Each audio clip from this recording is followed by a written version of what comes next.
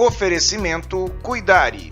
Cuidamos de pessoas especiais sem perder a essência humana. Café Corporativo aqui no Canal 25, mais uma vez virtualmente, eu entrando na sua casa através da TV e o nosso convidado chegando aqui ao meu lado daqui a pouco. Hoje nós falaremos a respeito de economia com Luiz Arthur Nogueira. O Luiz Arthur Nogueira, ele é jornalista, economista e palestrante, ele tem MBA no mercado financeiro, ele atualmente escreve pela Isto é Dinheiro, ele é economista, ele mantém o blog Descomplicando a Economia, é colunista também no Portal IG, ele lá hospeda a coluna Economia Sem Gravata, e ele também é participante do nosso programa 4 em Pauta no YouTube e colunista também da Rede TV.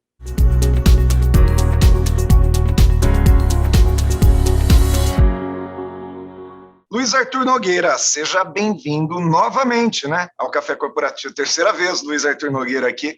Muito obrigado por ter vindo, viu, Luiz? Verdade, Aguinaldo. Eu que agradeço, é sempre um prazer estar com vocês aí no Café Corporativo. Luiz, nós temos hoje um desafio um pouquinho maior do que das outras vezes, né? Os outros anos estavam um tanto que mais previsíveis, é isso? Verdade. Os outros anos, a gente só tinha problema econômico no Brasil. Agora a gente tem um problema econômico e uma pandemia, né? É um problema político, Brasil, né? Nós temos um problema político, nós temos um problema de que cada um fala uma coisa e a população está meio que dividida, né? Isso, você acha que isso atrapalha também no desenvolvimento da economia do Brasil? Ah, com certeza, Aguinaldo. Provavelmente o que diferencia o Brasil em relação a outros países que estão lidando melhor com o problema é o que você enfatizou, é a política. Aqui não houve uma união entre o governo federal e os governos estaduais e municipais. E aí, sem entrar no mérito, quem tem razão, quem não tem, o que eu esperava como brasileiro é que todas as autoridades se unissem em torno de um único objetivo, que era o quê? Fazer algo duplo, cuidar da pandemia e da economia. Quando, na verdade, um grupo só pensa em pandemia, o outro grupo só pensa na economia e a gente perde as duas batalhas. E aí, como que vai ser? Considerando essa realidade que nós temos, que pelo jeito não vai mudar, nós teremos oportunidades em 2021? Eu creio que sim, Aguinaldo. Eu estou otimista com 2021, em que pese existam riscos. Então, assim, qual é o meu cenário positivo? Acho que o Brasil tem totais condições de crescer esse ano de 3% a 3,5%. Pode parecer para alguns um cenário muito otimista, mas vamos lembrar que o Brasil teve um tombo de uns 4,5%, não saiu ainda o número oficial, mas a gente teve um tombo de uns 4,5% ano passado, portanto, crescer 3%, 3,5%, a gente sequer recupera o tombo do ano passado, mas não deixa de ser uma boa notícia. Agora, para crescer 3,5%, a gente tem que fazer muita lição de casa, né? Começando pelas reformas, que é a tal da agenda do Paulo Guedes, tem que ter reforma tributária, reforma administrativa, né? Enxugar o tamanho do Estado, cuidar das contas públicas. A gente tem que fazer esse trabalho, caso contrário, a gente não resgata a confiança dos investidores. Agora, Aguinaldo, o grande risco, efetivamente, de o ano dar errado é a gente perder o controle da pandemia. E aí a gente está agora, particularmente no momento muito perigoso, não só no Brasil, mas no mundo, que é um momento em que as variações do coronavírus, né, as variantes, as novas cepas, começam a sair do controle. E aí a gente não sabe aonde vai acabar essa história, e a gente não sabe o que é pior, se as vacinas que já existem vão dar conta das novas variantes. Imagine que a gente descubra que as novas variantes saíram do controle no mundo inteiro e, pior, que as vacinas não cuidam dela. Aí, realmente, o cenário econômico vai piorar. Aí a gente volta a estaca zero. Volta a estaca zero, porque qual vai ser a reação dos governos? Lockdown de novo, fechamento da economia. E o que a gente aprendeu no ano passado? Toda vez que você fecha a economia, por óbvio, você derruba a economia. Por mais nobre que seja o objetivo do lockdown, ou do distanciamento, ou do fechamento, que seja, obviamente, diminuir o número de internações e de mortes, isso tem um impacto econômico.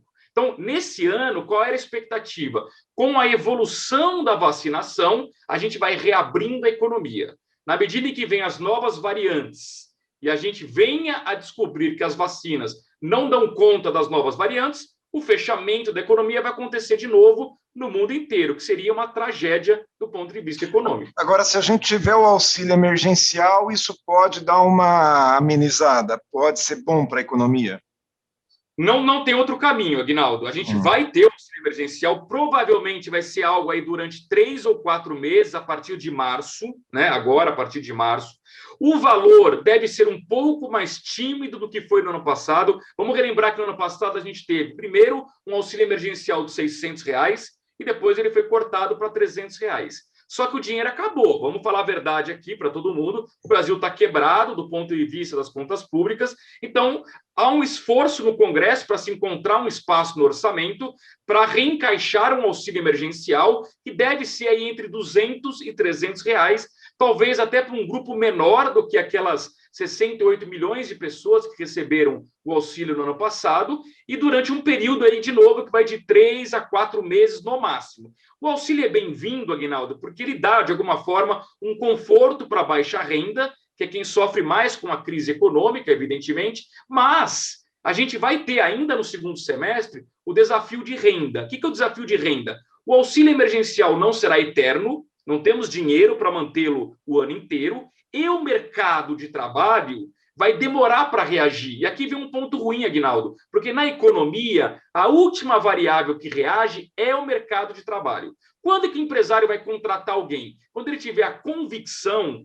de que o crescimento econômico veio para ficar. Aí ele contrata. E quando ele vai ter essa convicção? Provavelmente só no segundo semestre, quando ele constatar na prática que a vacinação está dando certo. Até lá, lamento informar, o mercado de trabalho não vai reagir. E sem essa reação, a renda da população mais carente continuará muito baixa. É por isso que o grande drama é, quando acabar o auxílio emergencial, essa nova etapa, o que fazer com a população de baixa renda?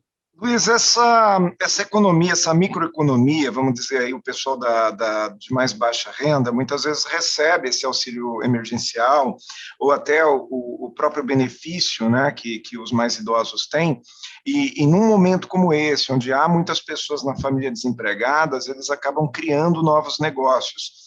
O brasileiro tem um espírito empreendedor impressionante, né? Ele vai para a cozinha, faz marmitinha, vende e sustenta a família. Isso pode rodar a economia?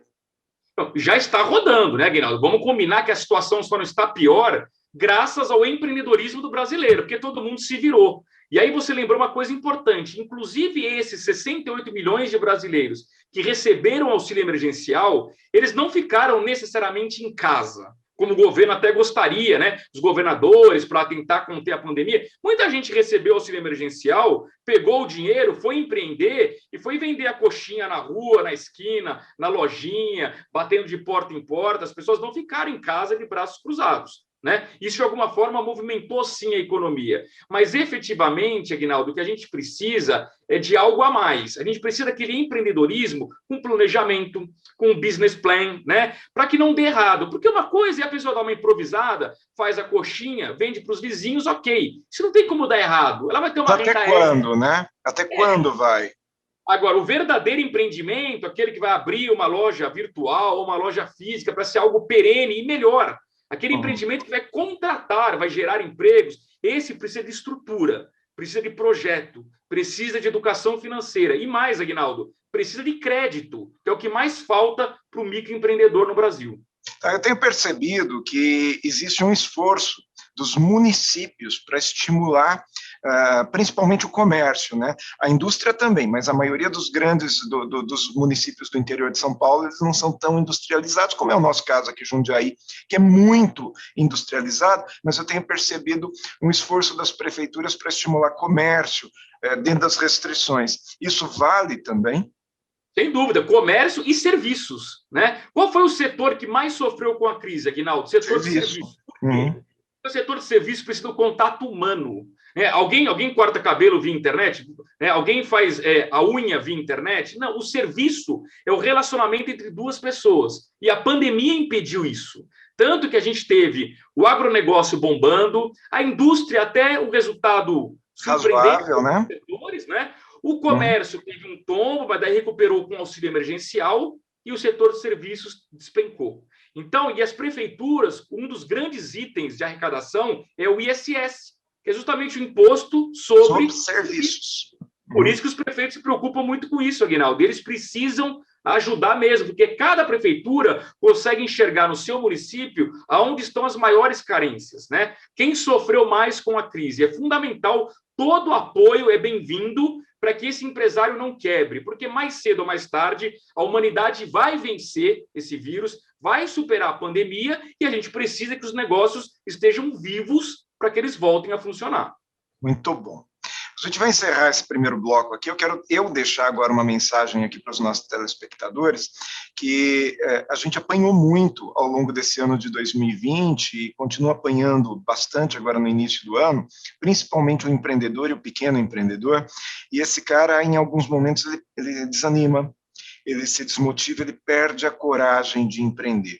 A mensagem que eu pessoalmente gostaria de deixar para todos vocês é o seguinte: não perca a coragem, não perca a coragem.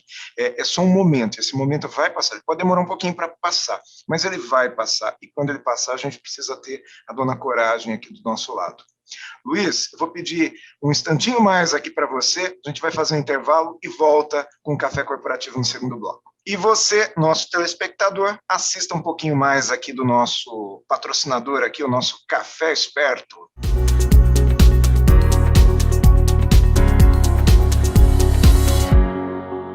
Quase 40 milhões de brasileiros convivem com a hipertensão. A pressão alta mata e mata silenciosamente um veterano a cada 2 minutos no país. Os fatores de risco para a pressão arterial estão divididos em 2 grandes grupos. Uma delas é a não modificável, como história familiar, idade e sexo, e as modificáveis, aquelas o qual o indivíduo pode mudar: sedentarismo, dieta inadequada, obesidade, colesterol elevado, diabetes e estresse. O controle dos sinais vitais é um incentivo para que a vida ativa e o uso dos medicamentos prescritos de forma correta sejam realizados por um cuidador. Fará com que o veterano, além de ter uma qualidade de vida, terá uma vida longa e mais leve.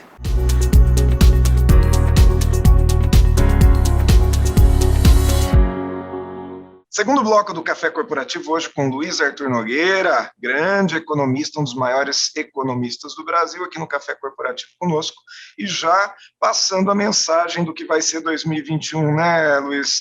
Me diz uma coisa, a gente vai crescer com setores como o agronegócio. Agronegócio sustentou o Brasil em 2019, né? E aí, como é que vai ser para 2021?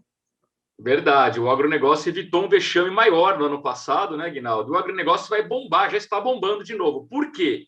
Quem é o nosso principal cliente do agronegócio? China. E a China esse ano vai crescer 8%, Aguinaldo. Lembrando que no ano passado a China foi um dos poucos países relevantes que não tiveram uma queda no seu PIB. A China cresceu 2% ano passado, que é pouco para os padrões chineses, mas fantástico para um ano de pandemia, né? Agora, crescer 8% esse ano é a garantia de sucesso do nosso agronegócio. É interessante que a China é um país muito grande territorialmente, ela usa pouco do território dela para aglomeração urbana, mas ela também não tem muito terra agriculturável, não, né? É muito do território chinês é improdutivo, é isso?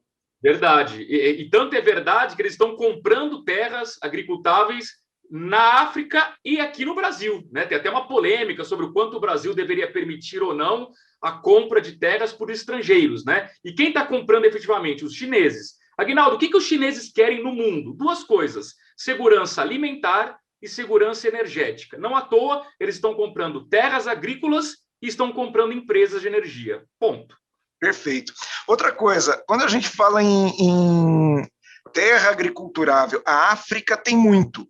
E aí eu estava ouvindo hoje pela manhã nos noticiários, né, que principalmente Moçambique e Angola, curiosamente são 2 nações que falam português, elas estão crescendo muito. Angola tem petróleo e Moçambique tem gás, né? E aí a gente vai ter talvez uma alta novamente no preço do petróleo. Será que isso aí vai impactar de alguma maneira o Brasil? Por exemplo, o crescimento desse mercado da agricultura na África pode atrapalhar o Brasil ou você acredita que não? Não. Eu acho que são mercados complementares, eu não vejo grande risco. O Brasil, de fato, é o celeiro do mundo, Aguinaldo. Você tem, assim, algumas culturas que são fortes na África, nos Estados Unidos também. A agricultura na Europa, ela é muito subsidiada, na verdade, eles não conseguem concorrer com o agronegócio brasileiro. Sim, o nosso agronegócio é muito produtivo, tem muita tecnologia, a gente usa proporcionalmente poucas terras, né? O que o presidente francês Macron diz que a gente desmata para ser produtivo. Não é verdade. Ele usa isso justamente para poder criar um problema para o nosso agronegócio, para que depois eles inventem sobretaxas para que o nosso produto não entre lá, porque ele é muito mais competitivo. O fato é o seguinte, se tem um setor que a gente dá show, Aguinaldo, é no agronegócio. Isso não me preocupa mesmo. O que a gente tem que cuidar com carinho, por exemplo, que eu mencionei até no primeiro bloco, é do setor de serviços, que é a maior parte da economia. 2/3 da economia do Brasil já rodam com o setor de serviços e é onde a mão de obra é mais empregada. Porque o agronegócio é importante, mas ele está cada vez mais mecanizado. E a mecanização gera uma menor oferta de empregos. Ou seja, passa esse emprego para a indústria, talvez a indústria que fabricaria essas ferramentas agrícolas. Então, eu queria entrar nesse ponto aí, por exemplo, a Ford acaba de anunciar a sua retirada. E aí, a indústria brasileira, ela está realmente passando por um momento ruim? Ou é só aquela coisa que nós leigos enxergamos assim, mas na realidade existe um por trás nessa história toda aí? Não, Aguinaldo, no caso específico da Ford, na minha opinião, é um problema pontual da empresa. Tá? O mercado automotivo é muito competitivo. A gente tem no Brasil praticamente todas as montadoras do mundo disputando um dos maiores mercados de venda de automóveis, que é aqui o do Brasil. Né? Ponto. Quem não está no Brasil está fora do jogo aqui na América do Sul. A Ford veio perdendo participações no mercado e ficou inviável. Ela ficou muito pequena para a estrutura que ela tinha aqui. E ela caiu fora. Mas é um problema pontual da Ford. Pergunta se a GM quer ir embora, se a Volkswagen, se a Fiat, se a Toyota, se a Hyundai, se a Honda querem ir embora do Brasil. Claro que não querem, porque o mercado brasileiro é muito grande. Então, eu prefiro acreditar que é um problema pontual da Ford e foi um problema de posicionamento da marca. Agora, daí também a dizer que a indústria no Brasil está tudo mil maravilhas, não é verdade. A indústria vem colhendo nas últimas décadas, por uma série de motivos, né? Aqui a gente paga muito imposto, aqui a gente não tem infraestrutura. De fato, produzir no Brasil é muito caro. A mão de obra versus a sua qualificação, ela tem um custo também muito elevado, porque a produtividade do trabalhador brasileiro é baixa, ou seja, ter indústria no Brasil não é fácil, mas daí achar que uma multinacional vai ignorar o mercado brasileiro, eu acho que isso não vai acontecer, é um caso pontual da Ford. Muito bom. Vamos mudar um pouquinho de assunto? Vamos para mais perto aqui do nosso telespectador, mercado imobiliário. Eu vou falar o que eu percebi em Jundiaí. Jundiaí é uma cidade, para quem está nos assistindo de fora da nossa região, é uma cidade que está a 60 quilômetros da capital, São Paulo. São Paulo tem um baita de um problema de trânsito, e agora, com a pandemia, as pessoas passaram a trabalhar em home office. O cidadão pensou assim, home office em São Paulo ou home office no interior, dá na mesma, correto?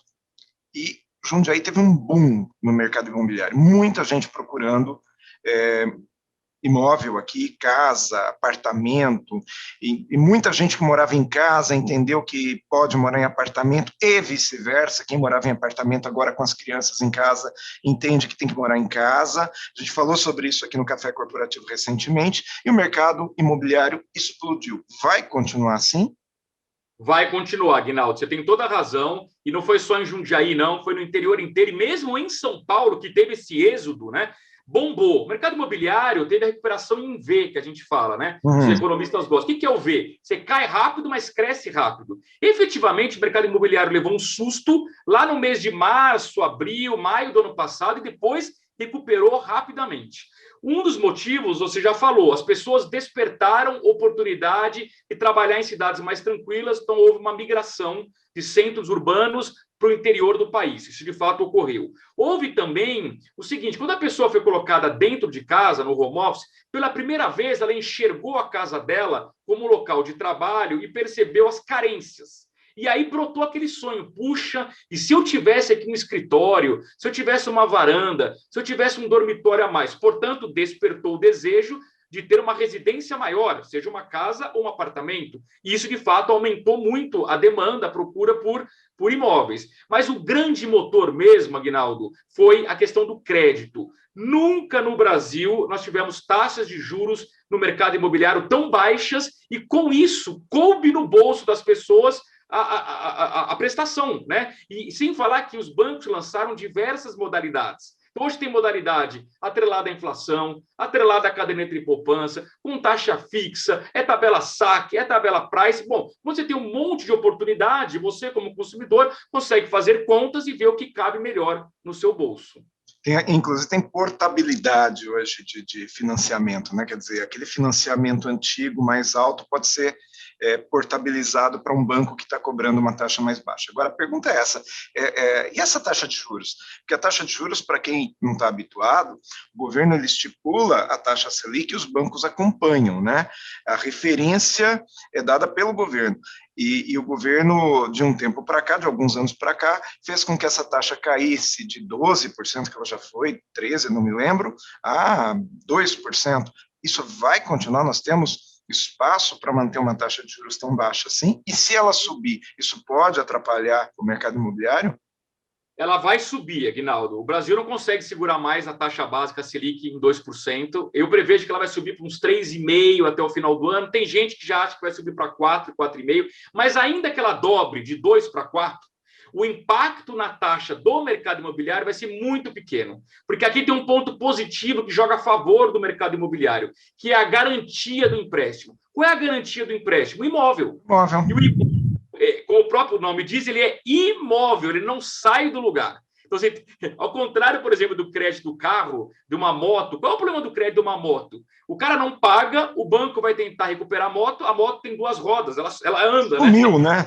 Some. Então, é uma garantia que você não encontra. O imóvel, não. Todo mundo que faz financiamento imobiliário sabe que o imóvel, na verdade, fica em nome do banco, até que você termine de pagar o crédito imobiliário. Então, isso faz com que as taxas sejam baixas. Claro que se os juros subirem muito pelo Banco Central, vai ter algum impacto, mas, sinceramente, Aguinaldo, não acho que isso vai dar tempo de impactar o setor imobiliário ainda em 2020, e é por isso que quando 2021, eu participo de debate... 2021, né? Isso. Exatamente, não vai dar tempo de impactar 2021, exatamente, 2020 já foi um sucesso, e por isso que quando eu participo de debates sobre o mercado imobiliário, eu tenho dito uma frase que tem até gerado alguma polêmica, que é o seguinte: na minha avaliação, o ano do setor imobiliário, agora 2021, é um ano ganho. Já está ganho. Está dado o crescimento. Vai crescer número de vendas, vai crescer número de lançamentos e vai crescer o crédito imobiliário.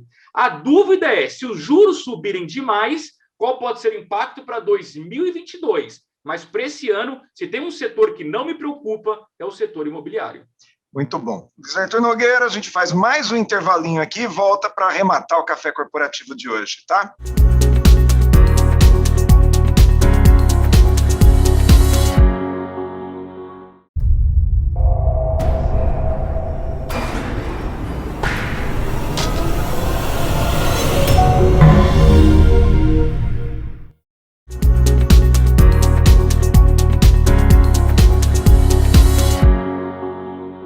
Mais cafeína aqui no nosso café corporativo, a gente coloca um pouco mais de cafeína aqui no final, e estamos aqui com um dos maiores economistas do Brasil, jornalista Luiz Arthur Nogueira. Luiz, a gente falou tanto do mercado imobiliário, que é um ano ganho, né? São palavras suas, eu acredito nelas. E o interessante é que o mercado imobiliário ou da construção civil, os dois eles estão muito ligados, né? Ele gera emprego.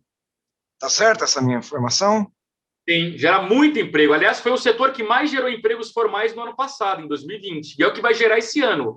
E é bom porque ajuda também aquela mão de obra que não é muito qualificada, né, Aguinaldo? Então, fundamental. Aliás, eu, se fosse um governante, estimularia ainda mais setor imobiliário e construção civil, porque isso geraria uma onda de empregos que, por sua vez, gera renda, gera consumo, ajuda a indústria, ajuda o setor de serviços e faz a roda da economia andar. Gera moradia, que é um outro problema que o Brasil tem também, né? Sem dúvida. Olha só, tem, aliás, com os cacos de vidro se constrói uma série de coisas, não é verdade? Eu gosto muito eu trabalho muito com empreendedorismo e gosto dessa percepção que o brasileiro tem de ver oportunidade onde até então só havia caos, né? Eu acredito nisso, eu acredito que a gente vai superar essa crise que nós estamos vivendo aí, que agravada pela pandemia, mas eu acredito que a gente tem muita força, sabe, emocional para passar por cima de tudo isso. Luiz, obrigado por ter vindo ao Café Corporativo. Luiz, que além de trabalhar como jornalista e economista, ele tem seus projetos pessoais também. Se você quiser um bom professor de economia, está aqui ao meu lado, né, Luiz Arthur Nogueira. Obrigado, Aguinaldo. Obrigado. Eu faço um trabalho de educação financeira que eu acho que é muito importante, né? Porque a gente falou muito aqui também sobre empreendedorismo e depois que a gente ganha dinheiro, o que a gente faz com esse dinheiro, né? E é um desafio que o brasileiro ainda não sabe lidar direito, porque aí não teve na escola a educação financeira necessária para aprender a lidar com dinheiro.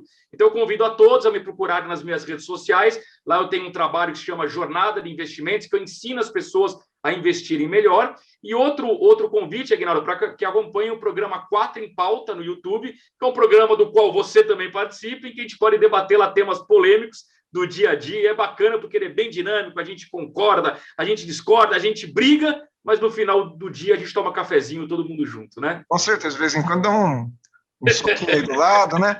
Mas é isso aí, eu fico muito honrado de participar com você do 4 em Pauta e, acima de tudo, trazer você aqui também para o Café Corporativo, no Canal 25, você que já sentou lá naquele sofá e hoje nós estamos fazendo aqui virtualmente. Espero que em breve você volte a Jundiaí para presenciar comigo aqui um cafezinho, tá bom? Também espero, com todo mundo vacinado, né? A gente pode voltar a se encontrar, com certeza. Com certeza. E você que está em casa, redobre aí os seus cuidados, mas acredite que 2021 vai ser realmente um ano forte. Café Corporativo fica por aqui e você nos acompanha nas redes sociais e, em especial, no nosso YouTube, com mais de 180 entrevistas. Até a próxima semana, de volta aqui.